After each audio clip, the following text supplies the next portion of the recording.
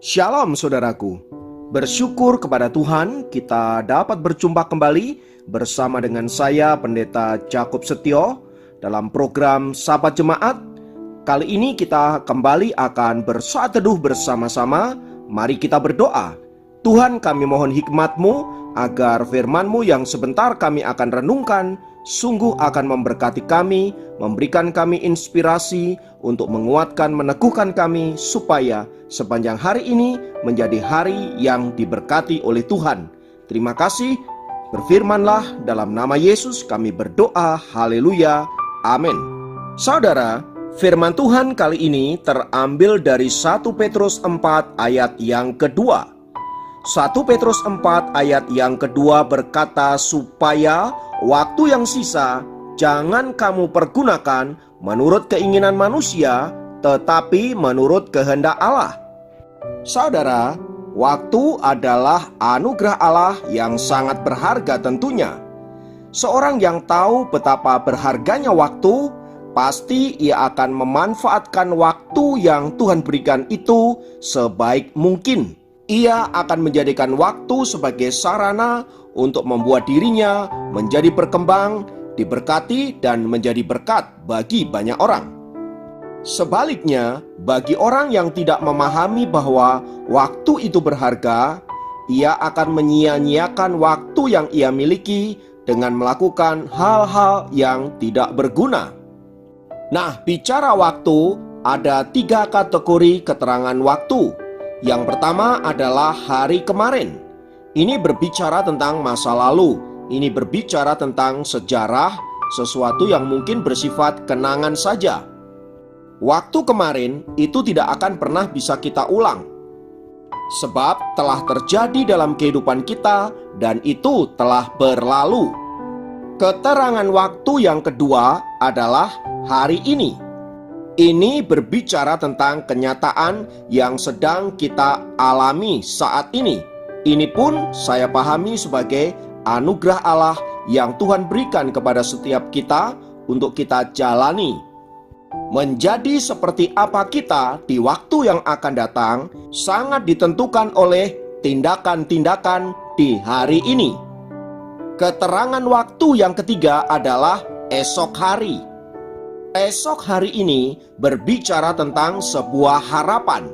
Dan meskipun esok hari adalah sebuah misteri dan rahasia Allah, tetapi kita harus tetap memiliki pengharapan bahwa esok hari akan menjadi lebih baik dari hari ini. Pertanyaannya adalah, bagaimana kita mempergunakan waktu yang Tuhan anugerahkan kepada kita itu, terutama hari ini? Nah, mengacu kepada firman Tuhan yang baru saja kita baca, saudaraku, di sana dikatakan supaya waktu yang sisa, artinya waktu yang hari ini kita jalani, jangan kita sia-siakan atau kita pergunakan menurut keinginan manusia atau keinginan daging, tetapi menurut kehendak Allah. Mengapa Rasul Petrus menasihatkan betapa pentingnya waktu ini? Bagi Rasul Petrus, dan saya yakin juga bagi kebanyakan kita, waktu yang kita jalani itu begitu singkat. Saking singkatnya, kita bahkan tidak pernah menyangka bahwa tiba-tiba kita telah menjadi tua tanpa melakukan hal-hal yang berarti dalam hidup kita. Itulah sebabnya Rasul Petrus menasihati agar jangan kita menggunakan waktu yang ada untuk menuruti hawa nafsu dan keinginan daging manusia kita. Sebab bagaimanapun keinginan daging dan hawa nafsu manusia tidak akan pernah terpuaskan oleh apapun.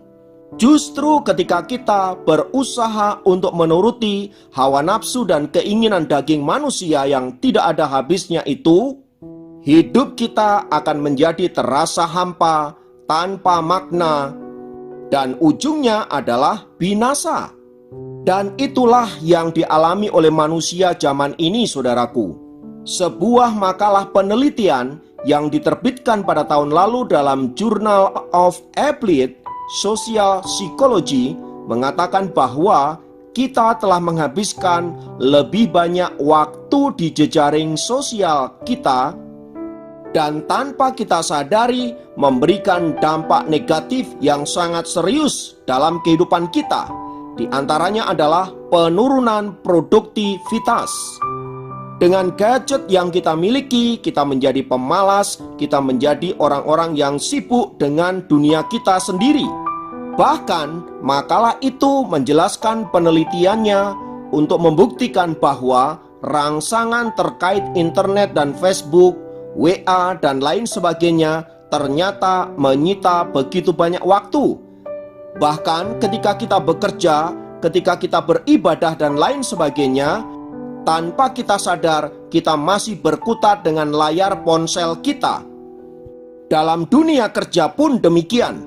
Karyawan menghabiskan waktu kurang lebih 2,35 jam per hari hanya untuk melihat gadgetnya. Lalu, keuntungan apa yang dapat diperoleh dari semua itu? Ya, pada akhirnya kemudian kita menjadi menyesal karena kita telah menyia-nyiakan waktu yang kita miliki dengan percuma. Bahkan sebuah survei ditujukan kepada orang-orang tua di Amerika. Apa yang mereka inginkan apabila mereka diberikan kesempatan untuk menjadi muda kembali? Jawabannya sangat mengejutkan. Rata-rata mereka pengen membangun relasi yang baik dengan keluarga yang selama ini hilang karena gadget. Menyadari betapa fakta ini sangat mengerikan, saudaraku, maka firman Tuhan yang tadi kita baca memberi perintah kepada kita untuk menghargai dan mempergunakan waktu serta kesempatan yang Tuhan berikan untuk melakukan hal-hal yang baik, hal-hal yang memuliakan nama Tuhan.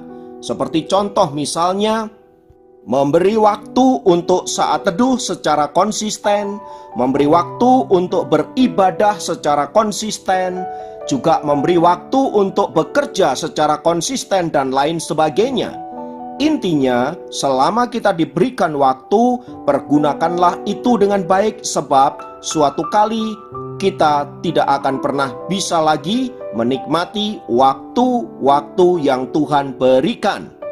Mari bijaksanalah menggunakan waktu dan jadilah anak-anak Tuhan yang produktif, yang diberkati, supaya kita bisa menjadi berkat secara maksimal. Mari kita berdoa.